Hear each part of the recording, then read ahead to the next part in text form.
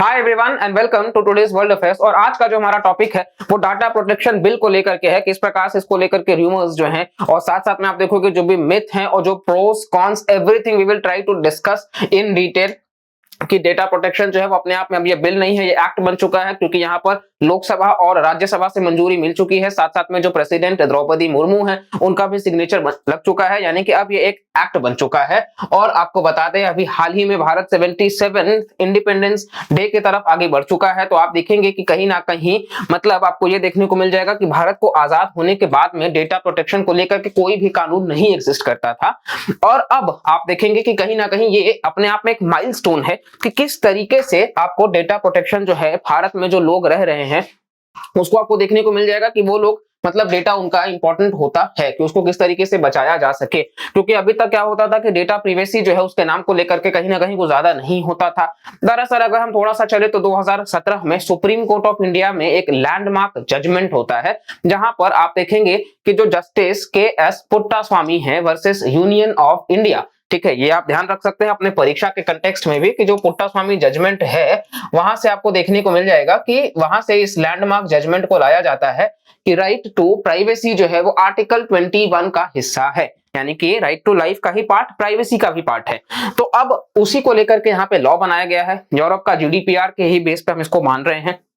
और इसी के साथ साथ में आप देखोगे तो भारत इस चीज को लाने वाले में से बहुत मतलब बेहतरीन कंट्रीज में से एक हो जा रहा है। नाउ यहाँ पर आप देखेंगे तो एज यूजुअल अभी चुनाव है 2024 में, तो हर बिल या एक्ट जो पास हुआ है उसको लेकर के डिबेट एंड डिस्कशन हुआ है मॉनसून सत्र में, और इसको लेकर के भी कहीं ना कहीं आप देखे होंगे कि क्रिमिनल लॉ रिफॉर्म्स में भी चेंजेस लाया गया है। साथ साथ आप देखोगे यूनिफॉर्म सिविल कोड भी काफी न्यूज में था, लेकिन अभी उसको लेकर के कुछ विचार नहीं किया गया है। यहाँ पर आप देखेंगे जब इसको भी लेकर के हो रहा था तो अपोजिशन का यही था कि इस बिल के तहत दरअसल सेंट्रल गवर्नमेंट अपने आप को ज्यादा पावर दे रही है। ऑपोजिशन यही कहना चाहती है कि सेंट्रल गवर्नमेंट जो है वो अपने आप को ज्यादा पावर दे रही है, और ये over riding powers actually centre क्यों ले रहा है, तो यही यहाँ पे सवाल है। चलिए देखते हैं वीडियो में। तो भारत ने पास कर दिया डेटा प्रोटेक्शन बिल को अमिड सर्वेलांस कंसर्न्स, ठीक है। तो आप देखेंगे कि कहीं ना कहीं इसमें लेकर के यही सारा स्कोप ऑफ एग्जेम्पशंस और ये सारी बातें हैं, और ये चैलेंज अभी अपने आप में होगा कि किस तरीके से इसका इंप्लीमेंटेशन होता है। साथ साथ में आप देखोगे तो ओवरऑल ये विश्व है जहां पे आपको देखने को मिल जाएगा कि कितने कंट्रीज जो उनका क्या हाल है। 71% कंट्रीज लेजिस्लेशन है, 9% ड्राफ्ट करके रखे हैं, 15% कोई लेजिस्लेशन नहीं है, 5% कंट्रीज इनका कोई डेटा ही नहीं है। तो ये ओवरऑल है, भारत आपको देखने को मिल जाएगा कि किसमें हम 71% में आते हैं। अब ये जर्नी आप देखोगे 2017 में आपको हम बताए कि KS. Puttaswamy versus union of India case में फंडामेंटल राइट डिक्लेयर किया गया प्रिवेसी को।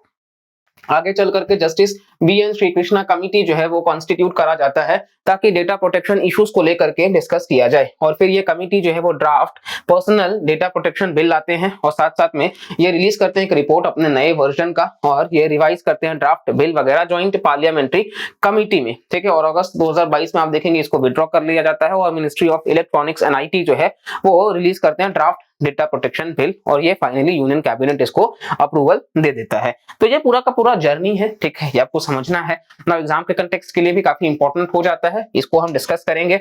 अब यहाँ पे कुछ की टर्म्स हैं इस एक्ट को समझने के पहले। सबसे पहले है डेटा फाइड्यूशियरी या फिड्यूशियरी, तो डिसाइड करता है कि जो पर्पस है डेटा को प्रोसेस करने का वो क्या होना चाहिए। डेटा फिड्यूशियरी मतलब आप डेटा जिसको दे रहे हो दरअसल वो डेटा फिड्यूशियरी जो वो डेटा को स्टोर कर रहा है वो किस काम के लिए स्टोर कर रहा है ये आपको ध्यान रखना है। नेक्स्ट है डेटा प्रोसेसर, तो जो प्रोसेस करता है डेटा उसके बिहाफ पे, डेटा प्रोसेसर उसके बिहाफ पे जो प्रोसेस कर रहा है, कोई थर्ड पार्टी आप कह सकते हो यहाँ पे। क्रिटिकल पर्सनल डेटा, जैसे कि किसी का हेल्थ का डेटा हो सकता है, किसी का मतलब बैंक अकाउंट का डिटेल्स हो सकता है, तो इसको क्रिटिकल पर्सनल डेटा के कैटेगरी में रखा गया है, जिसके लिए कंसेंट वगैरह और कहीं ना कहीं इरेज और फॉरगॉट का भी ऑप्शन है कि काम होने के बाद में उसको हटा दिया जाए और बगैर उस इंसान के कंसेंट के नहीं होना चाहिए, और कंसेंट भी जब हो तो उसको वो ईमेल के फॉर्म में मतलब पूछा जाना चाहिए। नेक्स्ट आप देखेंगे डेटा प्रिंसिपल, जिसका डेटा लिया जा रहा है, और डेटा प्रोसेसिंग तो आपको पता है कि किस तरीके से उसको प्रोसेस किया जाएगा। नाउ इस बिल का कुछ हाइलाइट्स है उसको देख लेते हैं। ये जो बिल है वो अप्लाई करता है processing of digital personal data Bharat के अंदर, जो कि ऑनलाइन हो या ऑफलाइन स्टोर हो डिजिटाइज्ड में, और ये अप्लाई करता है इवन आउटसाइड इंडिया अगर वो इंडियंस के गुड्स एंड सर्विसेज से जुड़ा हुआ है, ठीक है। पर्सनल डेटा जो है वो प्रोसेस करता है ओनली लॉफुल पर्पसेस के लिए, जहां पे कंसेंट वगैरह आपको देखने को मिल जाएगा, ठीक है। वॉल्यूंटरी जहां पे शेयर किया जाए अपने इच्छा से, और राज्य को जो है वो परमिट, लाइसेंस, बेनिफिट, ये सारी चीजें तो ठीक है। यहाँ पे आप कहोगे कि ठीक है, अच्छा है, सरकार एक्चुअली आधार कार्ड पैन कार्ड इशू करने वाले तो गवर्नमेंट ही, उनके पास तो डेटा है ही। अब गवर्नमेंट इस डेटा को आप देखो कि कहीं ना कहीं मतलब जो कंपनीज मनमानी यूज करते थे उसके ऊपर रेगुलेशंस लगाते हैं। अगर गलत इस्तेमाल हो रहा है तो 250 करोड़ या उससे ज्यादा का फाइन लगाया जाएगा, 250 करोड़, ठीक है। इसी के साथ साथ में पनिशमेंट्स वगैरह भी है, लेकिन एक्सेप्शंस ये है। अब वो एग्जेम्पशंस में अगर हम बात कर लेते हैं तो देश के सॉवरेनिटी और इंटीग्रिटी के नाम पे, पब्लिक ऑर्डर के नाम पे सरकार कई लोगों का डेटा रख सकती है और वो रिवील भी नहीं करेगी। तो ये यहाँ पे थोड़ा सा एक थ्रेट बनता है इन लोगों के लिए कि दरअसल सरकार का ये कहना है कि ये तो जो कहीं ना कहीं एंटी नेशनलिस्ट है, जो टेररिस्ट एक्टिविटीज को प्रमोट कर रहे हैं, हम उनको सप्रेस करने के लिए ला रहे हैं। तो जो कि अपने आप में एक वैलिड रीजन तो है, क्योंकि आप देखेंगे इस बीच बहुत सारे ऐसे इंसिडेंट्स आपको देखने को मिल जाएंगे। तो यही ओवरऑल आपको मतलब मुद्दा देखने को मिलेगा। ये बिल जो है वो राइट टू ऑब्टेन इंफॉर्मेशन वगैरह लिया जाए, करेक्शन वगैरह और ग्रीवेंस रिड्रेसल हो सके, और एग्जेम्प्ट करता है गवर्नमेंट एजेंसीज को कि मतलब किस तरीके से वो security of the state, public order और प्रिवेंशन के नाम पे कर सकते हैं। ये bill even data protection board को भी लाता है, जो कि 2 साल का टेन्योर होगा, ऑफिसर्स का रीअपॉइंट किए जा सकेंगे।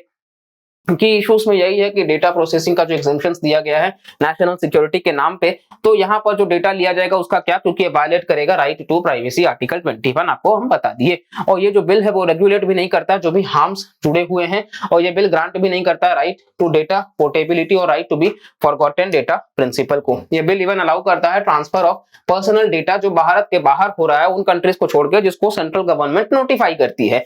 फिर आप देखेंगे तो ये मैकेनिज्म जो है वो इंश्योर करता है कि इवैल्यूएशन भी होना चाहिए डेटा प्रोटेक्शन स्टैंडर्ड्स का, ट्रांसफर्स और बाकी वो बोर्ड जो होगा उसके बारे में यहाँ पे दिया गया है। नाउ ये पूरा का पूरा मुद्दा है, दरअसल आप देखेंगे तो कहीं ना कहीं काफी ज्यादा इंपॉर्टेंट है, इस वजह से हमने इसको डिस्कस करा है। हम बहुत जल्द कोशिश करेंगे कि दिल्ली जो सर्विस बिल है उसको भी लेकर के आए कि क्या उसका मैटर है। बाकी आपकी तरफ से भी कोई सुझाव है तो आप बता सकते हैं। वीडियो इंफॉर्मेटिव अगर लगा हो, इंटरेस्टिंग अगर लगा हो तो प्लीज लाइक कर लीजिएगा, सब्सक्राइब कर लीजिएगा और ज्यादा से ज्यादा वीडियोस को शेयर करिएगा, ताकि हम ऐसे ही कंटेंट आप सब तक लेकर के आ सके। चलिए मिलते हैं अगले वीडियो में, तब तक के लिए bye bye, take care and जय हिंद।